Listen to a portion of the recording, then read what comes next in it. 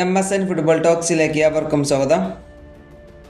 ലാ ലീഗയിൽ ബാഴ്സലോണ ഈ സീസണിൽ 8 മത്സരങ്ങളാണ് ഇതുവരെ കളിച്ചിട്ടുള്ളത്.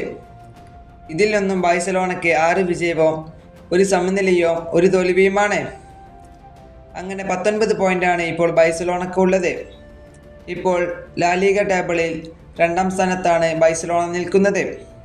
അതുപോലെ തന്നെ ബാഴ്സലോണയുടെ മിഡ്ഫീൽഡിൽ കളിക്കുന്ന ഫ്രാങ്കി ഡിയോങ്ങുമായി ക്ലബ്ബ് പുതിയ കരാറിൽ എത്തിയിട്ടുണ്ട്.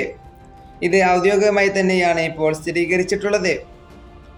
ക്ലബ്ബ് അറിയിച്ചത് അനുസരിച്ച് ഈ കരാറിൻ്റെ ഔപചാരിക ഒപ്പിടൽ നാളെയായിരിക്കും നടക്കാൻ പോവുക. അതുപോലെ തന്നെ കരാർ ഒപ്പിടുന്നത് 2029 ജൂൺ വരെയായിരിക്കും.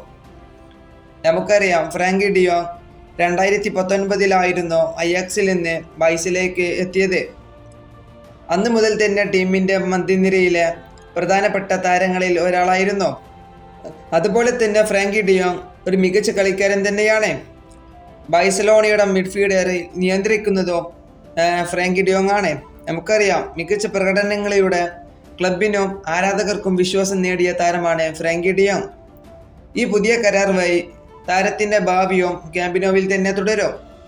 ക്ലബ്ബ് ഭാവി പദ്ധതികളിൽ ഫ്രാങ്കി ഡിയോങ് പ്രധാനപ്പെട്ട താരങ്ങളിൽ ഒരാളാണ്. ഈ വീഡിയോ ഇവിടെ അവസാനിപ്പിക്കുന്നു. ഫുട്ബോൾ ലോകത്തെ കൂടുതൽ വാർത്തകൾ അറിയാൻ വേണ്ടി നിങ്ങൾ ഈ ചാനൽ തീർച്ചയായും സബ്സ്ക്രൈബ് ചെയ്യുക.